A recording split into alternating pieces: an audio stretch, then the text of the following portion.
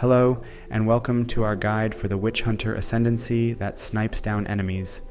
Snipe is a channeling skill that guarantees a critical strike if you release the arrow at the right moment, which allows you to elevate the critical strike bonus to absurd amounts, dealing almost 10 times the damage of a regular hit. Furthermore, you can use the barrage spell and frenzy charges for a quick and powerful burst. The snipe deals damage in small area, but it is not capable of clearing multiple enemies. For that you should use Spiral Volley, which releases arrows in a spiral around you. It consumes frenzy charges to make the arrows chain to nearby enemies and deal more damage. The infrequent but powerful hits are ideal for the bleeding ailment. It is great for finishing up enemies that barely survived the first snipe, or to keep damaging enemies when you have to avoid incoming attacks, which happens quite a lot during boss encounters. You can choose 2 ascendancies for this build.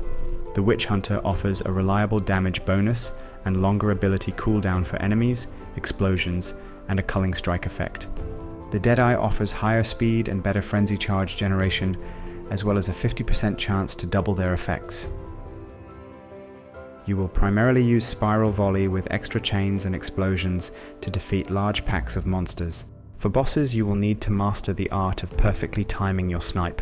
For maximum burst, you should use Sniper's Mark and Barrage, but it is not necessary during regular mapping.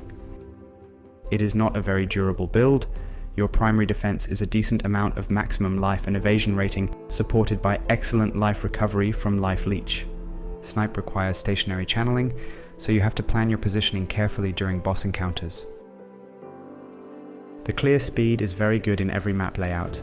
The Spiral Volley can cover a wide area, but also can chain from walls or other terrain. The damage of the snipe is also good, although sometimes tricky to pull off. It requires building up frenzy charges for barrage and correct timing. It is very cheap to get started. You will use quite the usual rare items with generic bonuses for an attack build, and thus your budget will dictate your overall performance.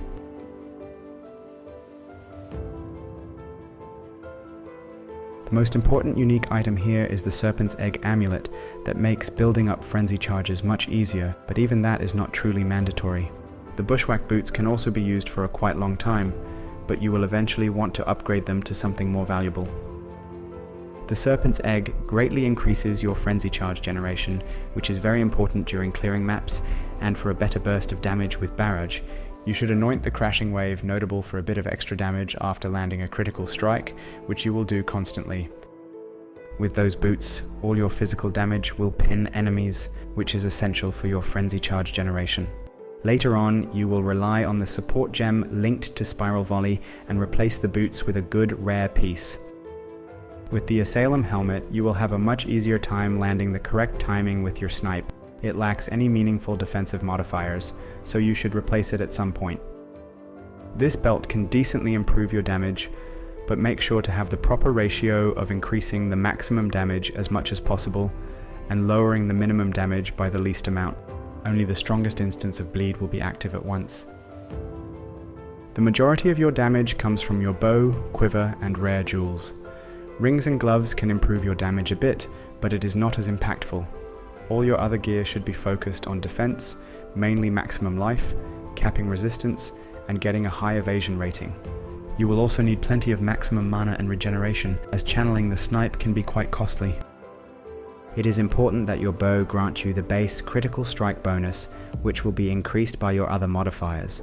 Other than that, just look for the highest physical DPS you can get. Leech is also important, but you can get it on your other gear pieces. Use a quiver that grants you a chance to inflict bleeding as implicit. You should look for increases to your damage or arrow speed, flat physical damage, or attack speed and gem levels. Dexterity is also very useful. Use rare rings to cap your resistance and attribute requirements. They can also grant you leech and mana. Adding physical damage to your attacks is also a good option, especially on a breach ring with improved quality. Your body armor is the most important piece for your evasion rating.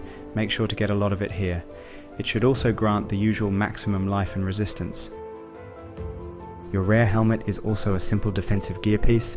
Look for high amounts of maximum life, resistances, and evasion. It is a good piece to get loads of mana here, as it doesn't compete with other useful modifiers that much.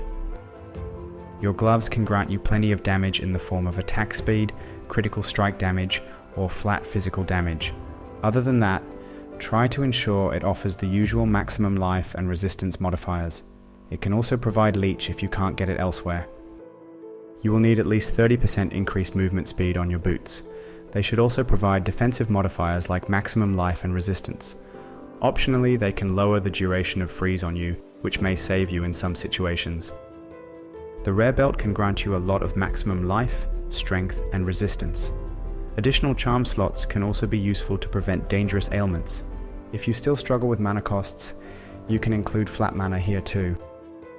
On your jewels, look for modifiers that boost your critical strike bonus, magnitude for bleed, and any increases to your damage with projectile attacks. It is a quite rarely used combination, so it shouldn't be too expensive.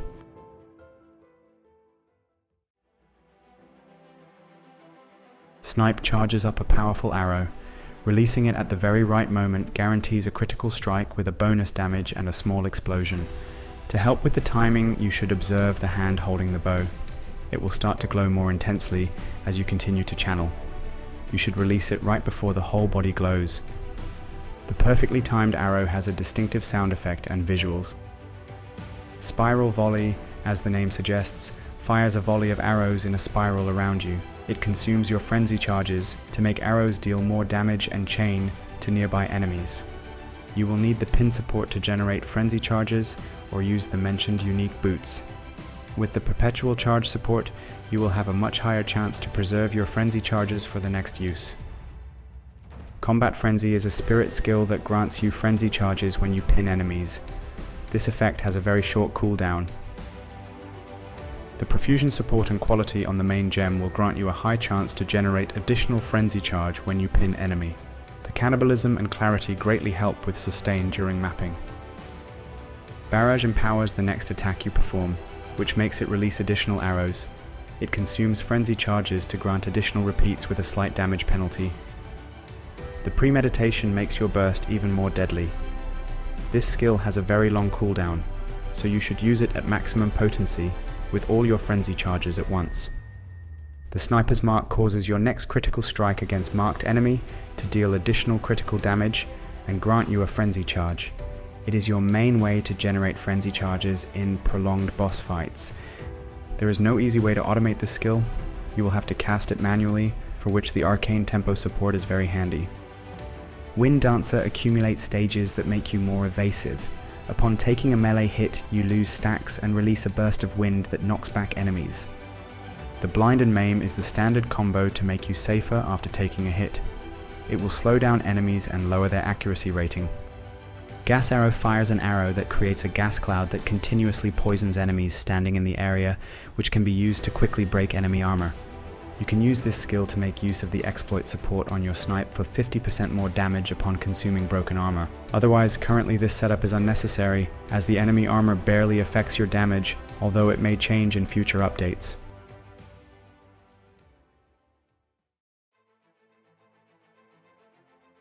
In the Valley of Titans, you can greatly improve your charms. During leveling, enhancing your flasks is also a good option, but it becomes obsolete as you progress into the endgame. The Venom Crypts can make you more resistant against stuns or freeze. Both can be quite deadly if applied at the wrong time, although stuns seem to be more common. Thanks to the Mana Leech, you won't need the extra regeneration here. The Cruel Venom Crypt is a simple choice. Additional Chaos resistances are always the most useful on any build that does not pick the Chaos Inoculation Keystone. For leveling, we recommend the usual Lightning Arrow and Rod setup, as it is the best combo for that level range. You should start using the snipe to practice the perfect timer as soon as possible. The bleeding damage will be low at the start. You can avoid it completely until you get to much higher levels. It ramps up rapidly as you get to guaranteed bleed chance, and increase its magnitude by at least 100%. The bleeding deals twice as much damage against moving targets, which can also be achieved by aggravating the bleeding you already inflicted, but there is no easy way to do that currently. You should try to trick bosses into constantly moving, which shouldn't be too hard, especially as you can break their concentration thanks to the Witch-Hunter Ascendancy. The Acrobatics Keystone heavily lowers your evasion, but allows you to evade area attacks, which are usually the most dangerous. To compensate, you will need to pick up a lot of evasion bonuses on the passive tree, and use items with lots of evasion. The Feathered Fletching allows you to use the projectile speed modifier as a way to increase your damage efficiently. Please let us know if you would like to see a detailed guide about perfectly timing the snipe. We hope you enjoyed the video and encourage you to leave a like or subscribe to the channel. Have a good day, and see you in the next video.